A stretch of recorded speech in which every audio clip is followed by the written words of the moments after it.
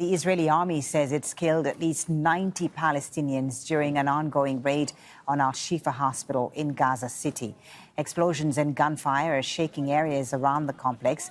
Israeli soldiers raided the hospital on Monday. They say they've interrogated more than 300 people and taken at least 160 back to Israel for further investigation.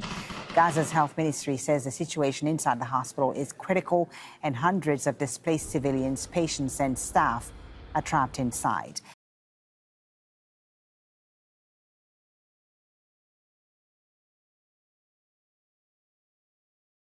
As the fighting continues in northern and central Gaza, the rift between President Biden and Israeli Prime Minister Benjamin Netanyahu appears to be deepening. On Tuesday, Netanyahu briefed his cabinet on his discussions with the president, using the word argument for the first time, and focusing on the upcoming offensive against the remaining Hamas elements in the southern city of Rafah, where millions of Palestinians have fled since the start of the war.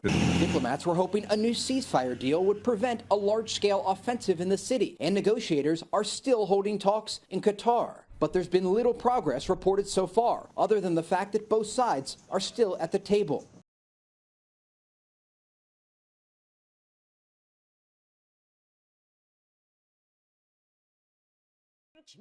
North Korea has claimed success in a ground test of a solid-fuel engine for a new medium to long-range hypersonic missile. The North Korean Central News Agency reported Wednesday that Pyongyang conducted the test at a launching station near the west coast the day before, under the supervision of leader Kim Jong-un. Kim reportedly expressed great satisfaction with what he called the successful completion of the Strategic Weapons Development Plan presented back in 2021. Hypersonic missiles are among the list of weapons Kim vowed to develop within 5 years after the plan was announced.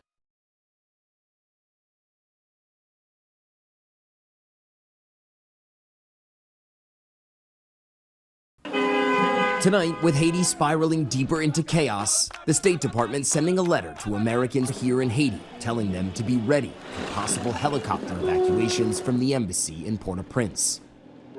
But today, we saw firsthand just how dangerous even getting to that embassy can be. That building right there is the U.S. Embassy in Port-au-Prince, and there has been gang fighting across this entire area. But if you come with me this way, you see that gas station just down the road there? That's how close the gangs have managed to get. The distance between that point and the embassy, no more than a quarter mile.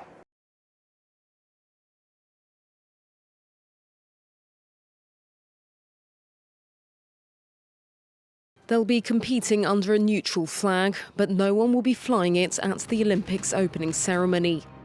The International Olympics Committee has excluded Russian and Belarusian athletes from taking part in the event, which will see delegations from across the world travel on boats down the River Seine. After the invasion of Ukraine in February 2022, Russian and Belarusian athletes were widely banned from international sport.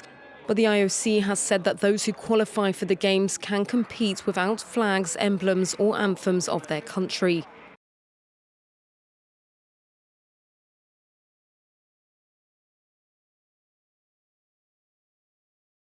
He's just 47, a father, a husband, a grandfather. But sadly, Jeremy Brooks lost his life yesterday, bitten by an eastern brown snake. Not a licensed snake catcher, he's been called by a relative and asked to help remove the snake from this childcare centre near Townsville.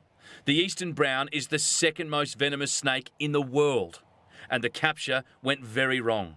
Jeremy was bitten 3 times on the left arm. Rather than calling 000, Jeremy drove home where his wife bandaged the bites. He went into cardiac arrest. His wife tried CPR, so too did paramedics.